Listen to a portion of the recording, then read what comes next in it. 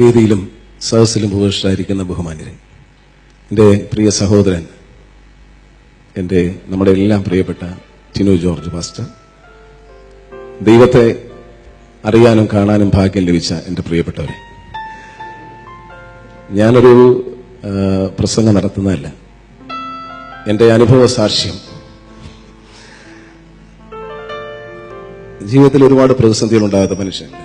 പാർഷ എന്നെ കുറിച്ച് പറഞ്ഞപ്പോൾ അദ്ദേഹത്തിന് തൊണ്ടയിടറിയതുപോലെ പാർഷയെക്കുറിച്ച് പറയുമ്പോൾ എനിക്കും അതേ വികാരമാണ്. വാക്കുകൾ കൊണ്ട് പറയാൻ കഴിയില്ല. എനിക്ക് എൻ്റെ നാട്ടുകാരനായ ഈ പാർഷയെ പരിചയം ഉണ്ടായിരുന്നില്ല. ഞാൻ എങ്ങനെ പരിചയപ്പെട്ടു എന്ന് നിങ്ങൾ അറിയണം. എൻ്റെ ജീവിതത്തിൽ ഒരുപാട് പ്രതിസന്ധികൾ നേരിടുന്നൊരു ഘട്ടത്തിൽ എല്ലാം തരണം ചെയ്യാൻ ദൈവത്തെ വിളിക്കുമ്പോൾ വേദന അനുഭവിക്കുമ്പോൾ എൻ്റെ അമ്മ ഒരു ദിവസം എന്നോട് പറഞ്ഞു, ചാനലിൽ ഞാനൊരു പാസ്റ്ററുടെ പ്രസംഗം കേട്ടു.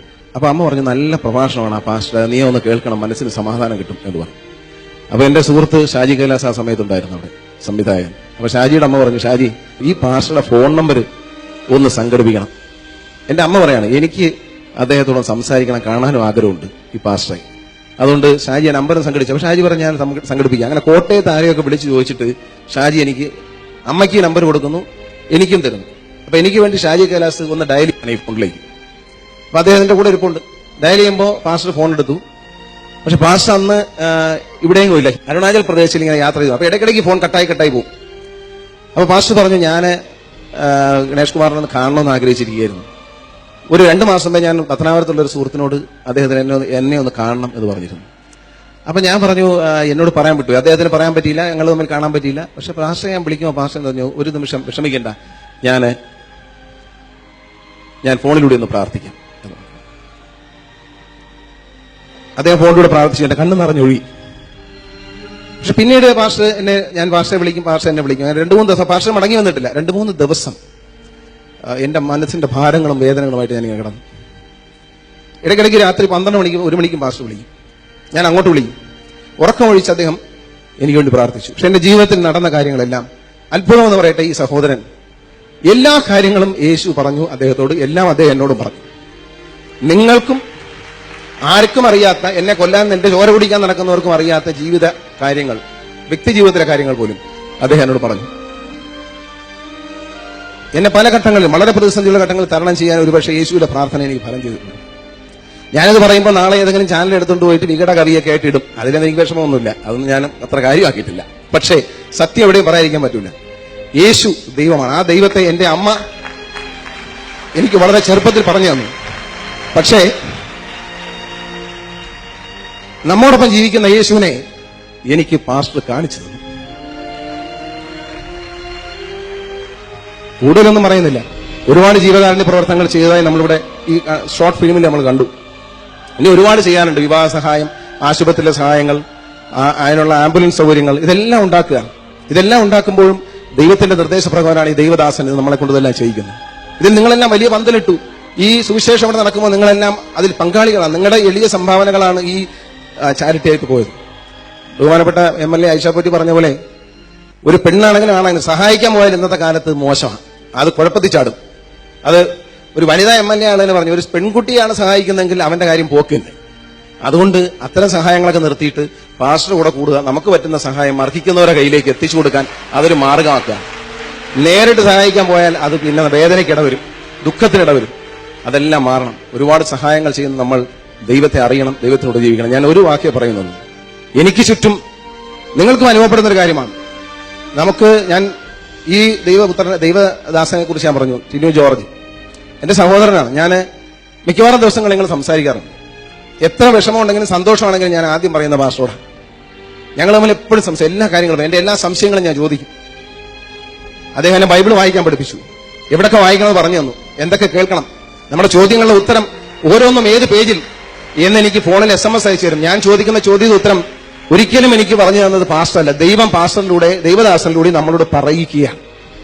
എന്റെ ചോദ്യങ്ങളെല്ലാം ഉത്തരം എനിക്ക് കിട്ടി. ഒരു കാര്യം ഞാൻ പറയാം, നിങ്ങൾ ഈ പന്തലിലൊരുക്കുകയാണ്, ഇതിന്റെ മുകളിൽ പന്തലൊരുക്കിയിരിക്കുന്ന ദൈവമാണ്. ഇരുമ്പ് കൊണ്ടുള്ള അല്ലെങ്കിൽ കരിങ്കല്ല് കൊണ്ടുള്ള കോട്ടയ്ക്കുള്ളിൽ നിങ്ങളെ രക്ഷിക്കുന്നു. പുറത്ത് തീ മഴ പെയ്യുമ്പോൾ എന്ന് മാത്രമേ ഞാൻ പറയുന്നു. പുറത്ത് തീ മഴ പെയ്യുന്നു എന്ന് പറയുമ്പോൾ ഒരു വിശ്വാസി പറയും, അതവിടെ പെയ്യട്ടെ, എനിക്ക് മുകളിൽ ദൈവം ഒരു കുട പിടിച്ചിരിക്കുകയാണ്, ആ കുട തകർക്കാൻ ഒരു തീമഴയ്ക്കും കഴിയില്ല. ഒരിക്കലുള്ള കുടയാണ് നമുക്ക് ചുറ്റും പിടിച്ചിരിക്കുന്നത്. നമ്മളെ ദൈവം കയ്യിലെടുത്തു. എന്ത് പറയുമ്പോഴും ഒരു കുലുക്കോല്, എന്ത് പത്രത്തിൽ എഴുതിയാലും എന്ത് ചാനലിൽ പറഞ്ഞാലും ഞാൻ മൈൻഡ് ചെയ്യില്ല. എന്നറിയാം, എന്നെ ദൈവം രക്ഷിക്കും, യേശു എന്നോടൊപ്പം ഉണ്ടെന്ന് ഞാൻ വിശ്വസിക്കാം.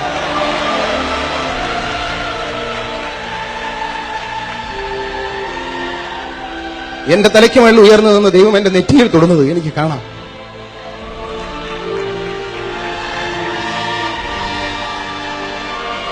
അതുകൊണ്ട് നന്മ ചെയ്യുക, പ്രാർത്ഥിക്കുക. ജീവിതത്തെ എല്ലാ പ്രതിസന്ധിയും നേരിടാനുള്ള കരുത്ത് ദൈവം നമ്മളിൽ അകത്ത് തന്നിട്ടുണ്ട്. പക്ഷെ അത് ഉണരണമെങ്കിൽ ദൈവവിശ്വാസത്തോടെ മാത്രമേ പറ്റൂ. ദൈവത്തെ അറിയാൻ ശ്രമിക്കണം. നമ്മൾ നമ്മുടെ കാര്യസാധ്യത്തിന് വേണ്ടി ഒരു നേർച്ചയോ വഴിപാടോ പ്രാർത്ഥന നടന്നതിന് അർത്ഥമില്ല. ആ പ്രാർത്ഥനയിലൂടെ നമ്മുടെ ജീവിതത്തിൽ ദൈവത്തെ അറിയാൻ കഴിഞ്ഞാൽ നമുക്ക് ചുറ്റും അലഞ്ഞു തിരിയുന്ന, നമ്മളെ വഴിതെറ്റിക്കുന്ന സാത്താനെ ഓടിക്കാൻ ദൈവത്തിന് മാത്രമേ കഴിയൂ. യേശു അത് ചെയ്യും. നമ്മുടെ പാപം ചെയ്യാത്ത ആരുമില്ല. പാപം ഏത് ശരിയേത് തെറ്റേതെന്ന് തിരിച്ചറിവ് വളരെ ആപേക്ഷികമാണ്. കാരണം ഓരോരുത്തരുടെ കാഴ്ചപ്പാടിൽ ഒരു കാര്യം തെറ്റായിരിക്കാം, മറ്റൊരാളുടെ കാഴ്ചപ്പാടിൽ അതേ കാര്യം ശരിയായിരിക്കാം. നമ്മൾ നാട്ടിൽ പറയും, ഒരു പഴഞ്ചൊല്ലുണ്ട്, അമ്മയെ തല്ലിയാലും രണ്ടഭിപ്രായം. ഇവിടെ രണ്ടല്ല, 6 അഭിപ്രായമുണ്ട്. പക്ഷേ അതൊന്നുമല്ല ദൈവം തിരിച്ചറിയും. നമ്മുടെ തെറ്റുകളും ശരികളും നമുക്ക് പോലും തിരിച്ചറിയാൻ കഴിയാത്തപ്പോൾ ആ തെറ്റുകളെ നമുക്ക് ബോധ്യപ്പെടുത്തി തന്ന് നമ്മളെ പ്രതിസന്ധികളിലൂടെ നടത്തുമ്പോൾ ദൈവം നിങ്ങളെ കൂടുതൽ സഹായിക്കുന്നു എന്നാണ് വിശ്വസിക്കുന്നത്. ബൈബിളിലെ ഒരു വചനം പറഞ്ഞുകൊണ്ട് പാസ്റ്റർ പറഞ്ഞു, വിഷമിക്കേണ്ട, വേദനകളും ദുഃഖങ്ങളും എല്ലാം ദൈവം തരുന്നത് നമ്മളെല്ലാം കാണിച്ചു തരികയാണ്. പലതും അങ്ങയുടെ മുമ്പിൽ തെളിയും എന്ന് എന്നോട് പാസ്റ്റർ പറഞ്ഞു. സത്യമാണ്. ഇനിയുള്ള ദിവസങ്ങളിൽ എന്റെ അനുഭവങ്ങൾ, എന്റെ ഉള്ളിൽ എന്റെ വേദനകൾ എനിക്ക് തന്ന പാഠം ലോകത്ത് ആർക്കും കിട്ടാത്ത പാഠമാണ്.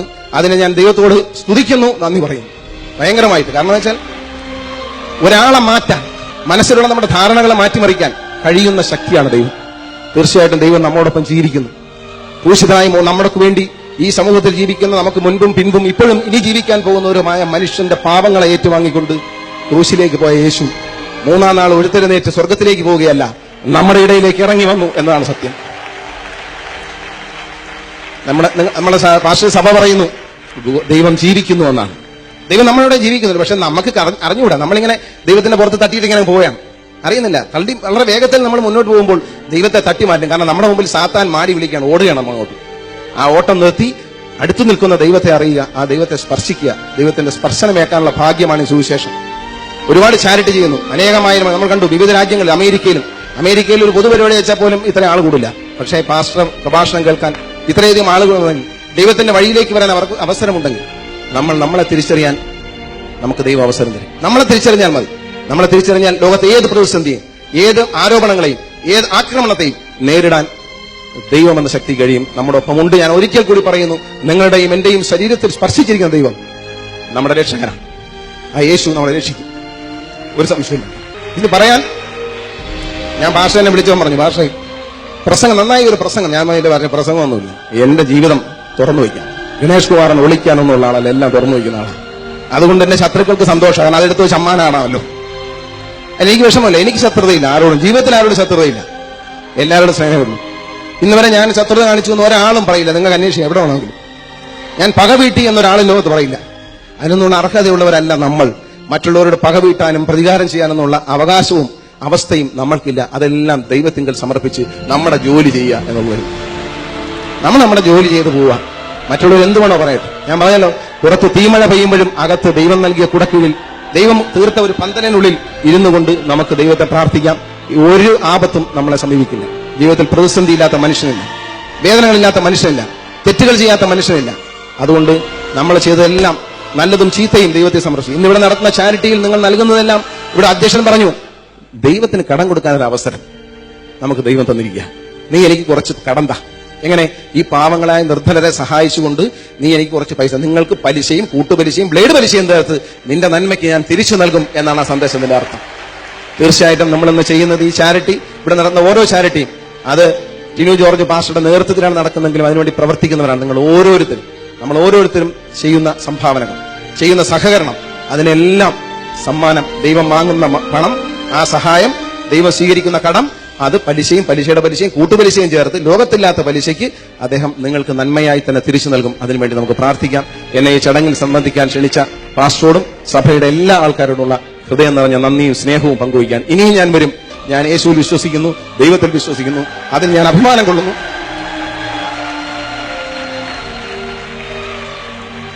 അതിലൂടെ മാത്രമാണ് എന്റെ ഉയർച്ച. അത് ഞാൻ വിശ്വസിക്കുന്നു. നിങ്ങൾക്കും അത് തന്നെ ആകട്ടെ എന്ന് പ്രാർത്ഥിക്കുന്നു. നന്ദി, നമസ്കാരം.